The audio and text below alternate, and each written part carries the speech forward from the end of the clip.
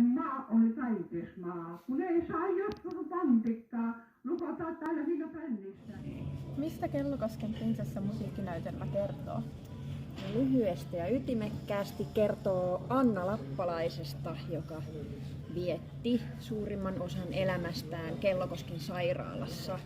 Ja samalla kertoo myös siitä Kellokosken sairaalan yhteisöstä ja yhteisön ja yksilön merkityksestä toisiinsa. Mikä tekee Kellokosken prinsessan tarinasta merkityksellisen? No just hienosti aasinsiltana päästiin siitä yhteisöstä, eli tavallaan se vaikutus, mikä yhdellä ihmisellä on koko yhteisöön ja sitten myös toisinpäin, että mikä vaikutus yhteisöllä voi olla yhteen ihmiseen. Ja ehkä myös se, että kaikki perustuu tositapahtumiin, niin se on myös merkityksellistä tuoda jotenkin oikeasti eläneiden ihmisten ääntä kuuluviin. Miksi halusit tehdä tämän näytelmän? Nämä linkittyy hienosti.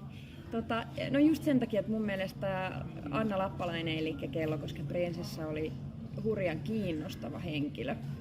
Ja myös musta tuntuu, että mulla oli tarve tuoda niitä muita Kellokosken sekä potilaita että henkilökuntaa ja heidän tarinoitaan julki ja myöskin tämmöistä mielenterveyteen liittyvää stigmaa tavallaan poistaa.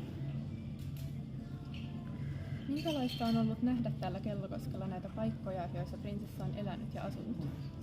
Mahtavaa. Tuntui siltä, että tuolla oikein semmoinen leijaili semmoinen prinsessan henki, että pystyi kuvittelemaan, että tossa se on esittänyt laulujaan ja tossa se on ollut. On taitesmaa, kun ei saa joskus pantikkaa, lukotaan täällä viina prännissä, sakosapi joka on kännissä.